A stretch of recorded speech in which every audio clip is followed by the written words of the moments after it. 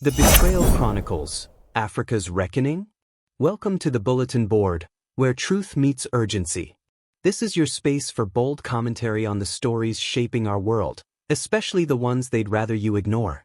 From Jamaica to the heart of Africa, we break down the issues, challenge the narratives, and speak truth with no apology. Africa's real war is against its own. And today the taking down of Judas must begin, so we will have the resurrection of our Christ. We hail you from South Africa, from Nigeria, Ghana to the Sahel. We make mention of Cameroon, the Ivory Coast, and those that were not even mentioned. The people must be relentless, being no respecter of persons, securing the future of their children, and to the very unborn. The stakes are too high to go back to sleep. The stakes are too high to fear a thing in life, including death, which is already certain. God has already decreed that Africa becomes the architect of the grand golden days that plants its seed in Aquarius. Already the signs in your masters that were hidden in the soil is showing. Get their freedom, give them comfort so that they will have space to breathe and create the wonders of great sons of man. The golden age at the point of jubilee. Heaven is at hand, hidden in the sons of man. This isn't a war of muskets and chains. It's not fought on plantations or in the belly of slave ships. No, this is a war of contracts, of policies, of silence. And the enemy? It's not just the colonizer. It's the African leader who signs away the future for a seat at someone else's table. Do not fear. Go out and bring the order. If it wasn't time for justice, your diviners would not come and speak the words. Go. It is time.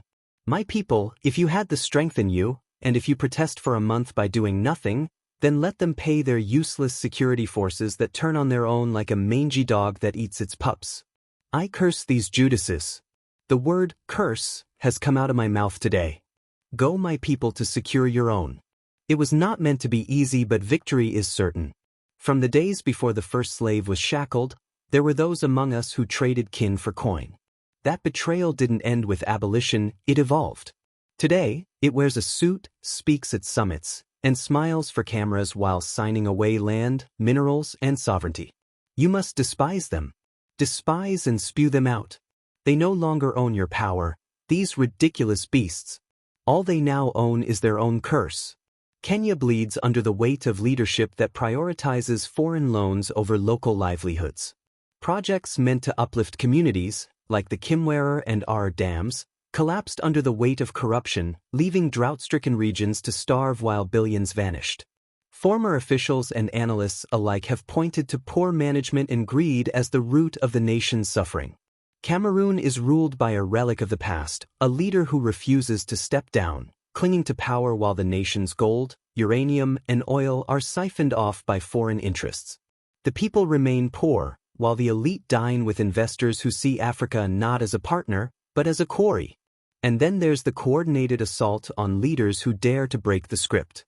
Ibrahim Traoré of Burkina Faso has become a symbol of resistance, a young captain who told France to pack up and leave, who dared to imagine an Africa that governs itself.